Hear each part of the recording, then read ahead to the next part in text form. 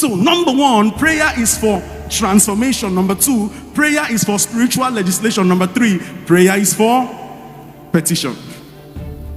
Number four, prayer is for intimacy. The effectiveness of prayer is not how charismatic you are. It's when you are praying in the will of God. And finally, prayer is for warfare. So let me do a recap. As an evangelist who has an apostolic foundation, a prophetic operation, and a charismatic dimension, I need to let you know. I need to edify you so that you will have that zeal to pray. Prayer is for transformation. Please, if you don't remember anything, remember this one. Prayer is for transformation. Prayer is for spiritual legislation. Prayer is for petition. Prayer is for intimacy, and prayer is for warfare. Let me even talk about the Bible. The Bible contains three things. I'll say three things. The Bible contains the promises of God. Number two, the prophecies of God. Number three, the principles of life. That is a summary of the Bible. The promises of God, the prophecies of God, and the principles of life, broken into two segments: the Old Testament and the New Testament.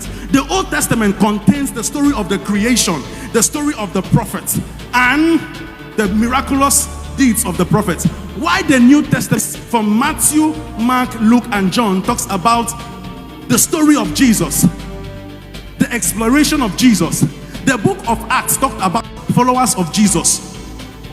So when you study the book of Acts, it focuses on the followers of Jesus, that is now broken today into 28 chapters. Mind you, the original text of the Bible, there was nothing like chapter. In case you don't know now, the original manuscript of the Bible, there is no chapter. What you read today, Genesis chapter 1 verse, there was no chapter. There were letters. So do you read letter? Hello, dear Som Kelechi, how are you? And you stop and say, I'll study my Bible for today.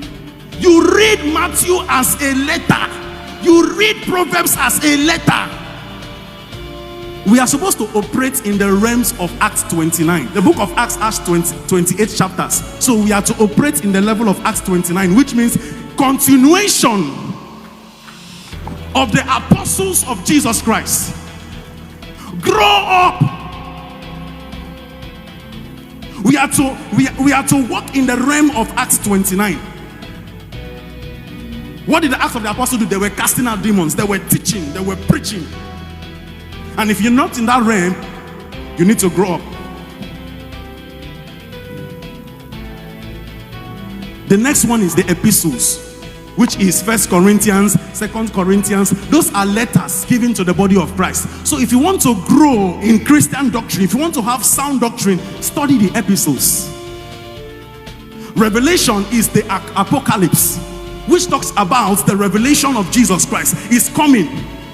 The end times, we are in the end times. So if you want to have a clear understanding what is happening in the end times, study the apocalypse, which is the book of Revelation. That is why you need to come for Bible study.